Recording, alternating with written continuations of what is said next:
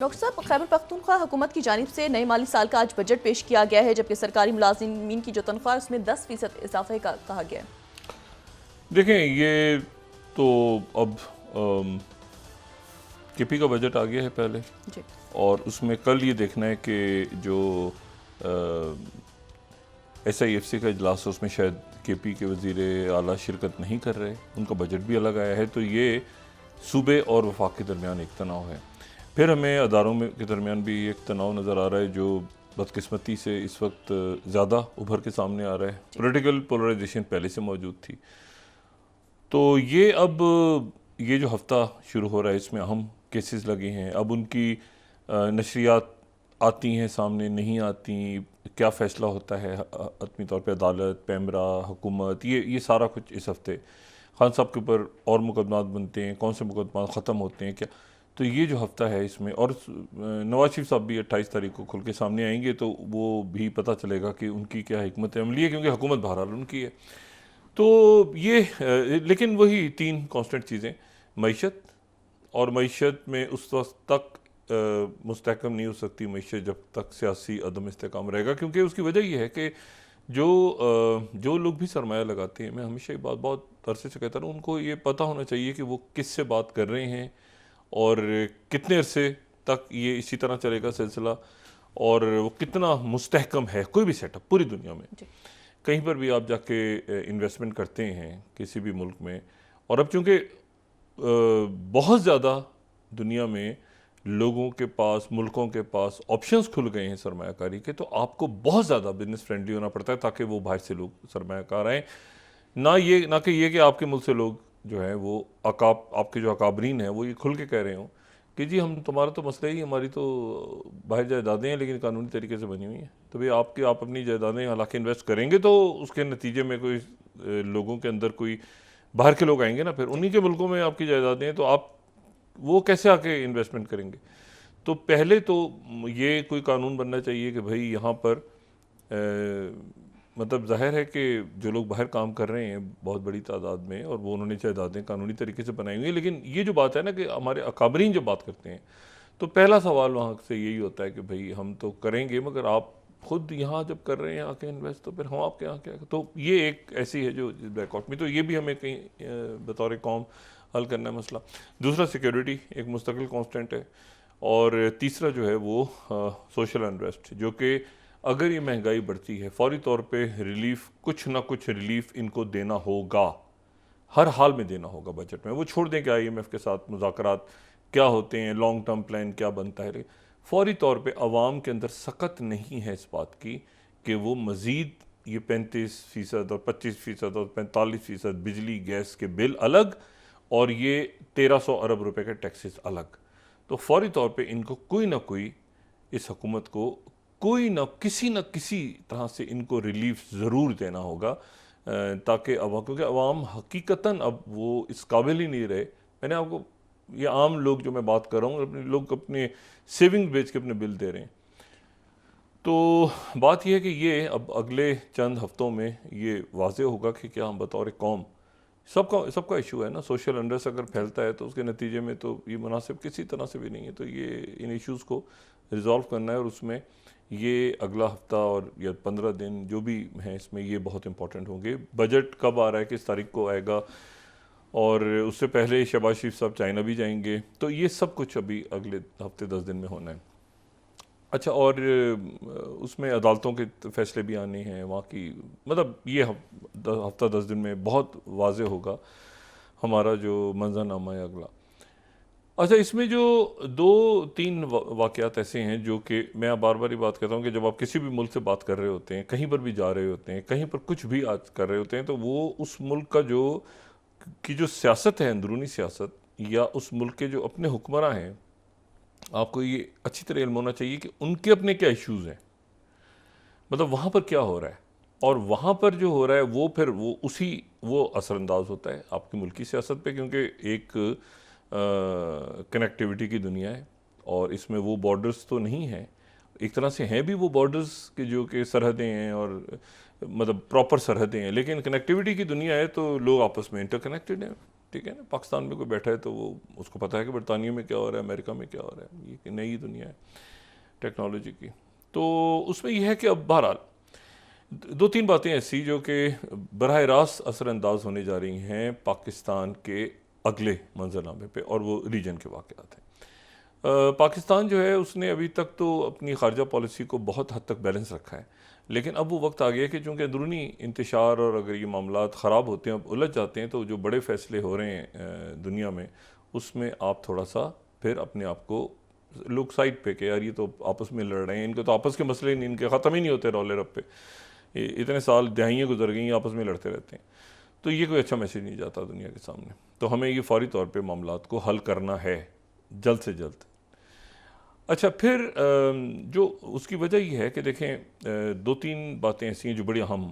हो रही हैं इस हफ्ते में, मतलब ये जो अगले चंद रोज़ हैं इसमें वाज़ेह हो जाएंगी। एक तो ये है कि आलमी अदालत इंसाफ ICJ का फ़ैसला। अब ये बहुत अहम बात है कि जो ICJ है ये ICC नहीं है, ये ICJ है, यानी ये वो है जो कि अक़वाम मुत्तहिदा से, मतलब इसका मतलब हर वो मुल्क, 193 मुल्क हैं दुनिया के अक़वाम मुत्तहिदा के मेंबर्स, तो 193 के 193 ममालिक जो हैं वो पाबंद हैं कि वो इसके फ़ैसलों पे मतलब इसका वो हिस्सा है। ये अक़वाम, वो जो ICC है वो 2002 में बनी थी, ये तो तब से बनी हुई है, जबकि अक़वाम मुत्तहिदा बनी 1945 में, ये भी साथ ही बन गई। अच्छा, इसमें जो जज साहिबान हैं, तो वो जो जज हैं वो ये अपने मुल्कों के, आप समझ लें कि कोई सुप्रीम कोर्ट का जज रहा है पहले, कोई इसमें वज़ीर ख़ारजा है, कोई इसमें सफ़ीर है, कोई इसमें बड़े उहदों पे रहने वाली शख्सियात हैं। तो ये वो मुख्तलिफ़ मुल्कों से जज इसमें आके मुंतखब होते हैं, और 9 साल का पीरियड होता है, 9 साल के लिए वो जज इसमें आ जाते हैं। अब आज जो जज इसके जो फैसला सुना रहे थे, नवाब सलाम,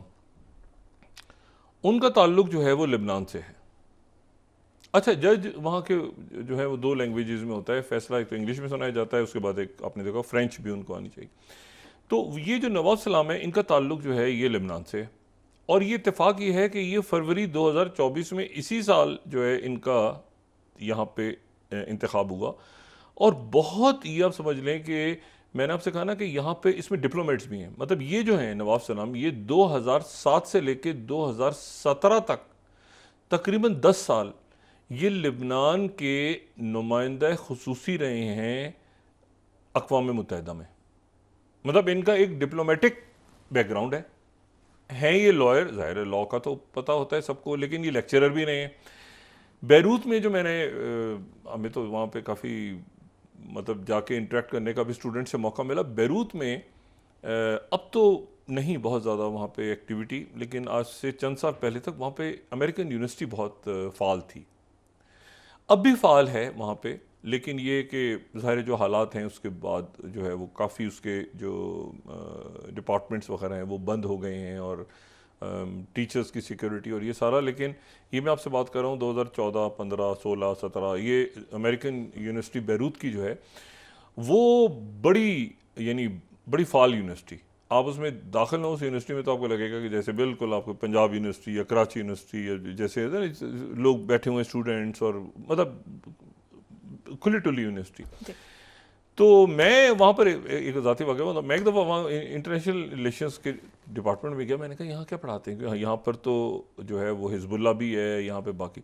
तो वो इंटरनेशनल रिलेशंस के डिपार्टमेंट में उन्होंने कहा जी हम तो बिल्कुल यहाँ पर बस इधर भी दाएं भी सब अच्छा है कि हमने डिपार्टमेंट को उसको बहुत ही बंद रखा हुआ है, क्योंकि यहाँ पर हम इसको डिस्कस ही नहीं करते कि क्या हो रहा है दुनिया में।